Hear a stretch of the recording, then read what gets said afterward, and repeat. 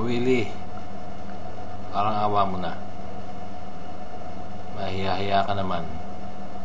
Panay ka pantasya. Ikaw, para alam mo lang nangihiya ka ng tao. Matanda o bata, hinihiya mo. Tapos, ginagamit mo lang ang mga tao na yan dahil sa pera mo. Sa pera ng ABS-CBN. Alam mo ba yon? Mahihiya ka naman. Alam mo, napakamabait itong mga taong mga nasa kabila, GMA. Wala kami masabi doon. At saka isa pa, para malaman mo lang, ito sa buong mundo hindi kayo ang top rated o highest rating pagdating sa pelikulang mga noon time show. Tatandaan mo yan. Pantasya mo lang lahat yan. Gumising ka na.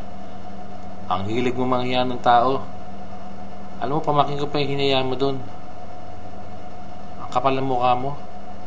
Tapos kung ano-ano sinasabi mo.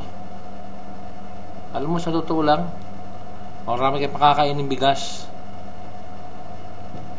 Pari ka paninira. Tumigil ka na. Naintindihan mo ba? Hindi kayo sikat. Kahit yung pokwang na yun, aswang naman talaga yun eh. Nakakatawa lang kayo, sa totoo lang. Si Pokwang, ano ba yan?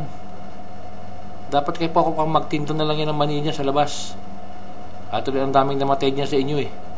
Doon sa ultra nyo eh. Barkada ko rin yung namatay doon. Pinagsabihan ko yun, huwag na kayo magpunta doon kasi maraming tao dyan. Kasi nagbibigay ng pera yan. Kaya sabi sa akin ng tropa ko kasi nagbibigay ng pera eh. Arnel, nagbibigay sila ng pera eh. Ang tao hindi pupunta sa inyo kung di sa pera mo, gago. Baka hindi mo alam yun. Isipin mo mabuti ang pinagsasabi mo sa telebisyon. Hinihiya mo mga tao sa totoong buhay lang. I-reviewin nyo lahat yung inyong mga show. Bawat show mo may hinihiya ka. Kahit yung mga misfilter mo yan, hinihiya mo. Halatang-lata sa mukha mong pagka-plastic. Hindi kagaya ng GMA. Tunay sila. Kaya nga kapuso eh. Puso talaga ang gumagana ron. Hindi kayabangan na kagaya mo. Panay kasayabang. Para malaman mo lang.